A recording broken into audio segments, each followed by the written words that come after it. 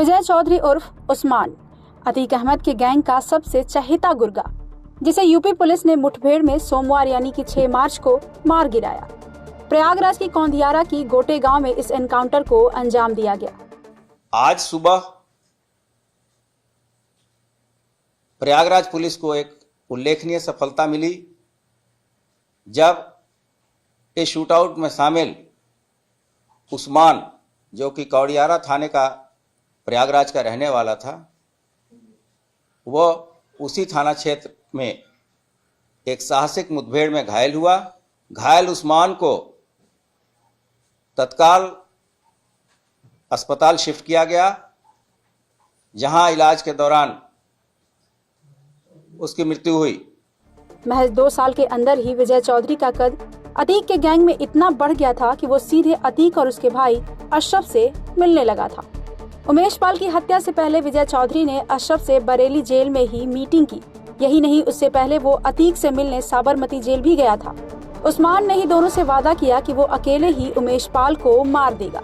बता दें कि विजय ने ही पहली गोली उमेश को मारी थी। आज क्राइम तक पर हम आपको विजय चौधरी उर्फ उस्मान के बारे में बताएंगे कि कैसे वो अतीक का सबसे चहेता बन गया। तो हम आपको बता दें कि उमेश पाल को मारने वाला विजय चौधरी उर्फ उस्मान बेहद ही शातिर था।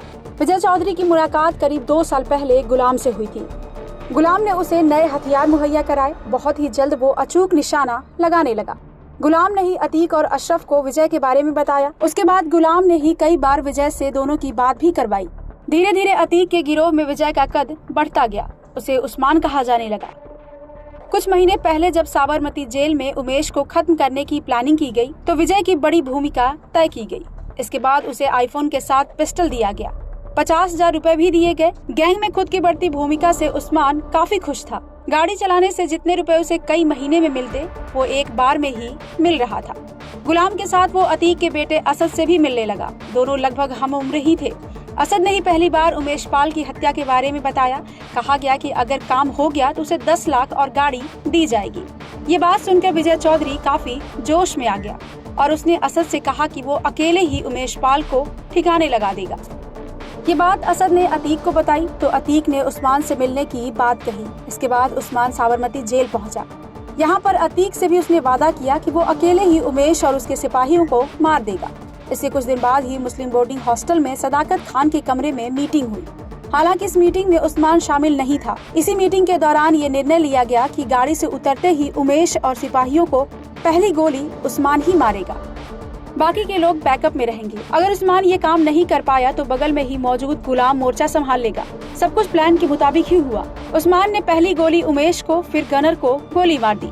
लेकिन गोली लगने के बाद भी उमेश अपने घर के अंदर भाग गए तो बदमाशों ने उन पर 2 बम फेंक दिए। सभी को तुरंत अस्पताल ले जाया गया, जहां इलाज के दौरान उमेश पाल और उनके गनर संदीप मिश्रा की मौत हो गई। ब्यूरो रिपोर्ट, क्राइम तक।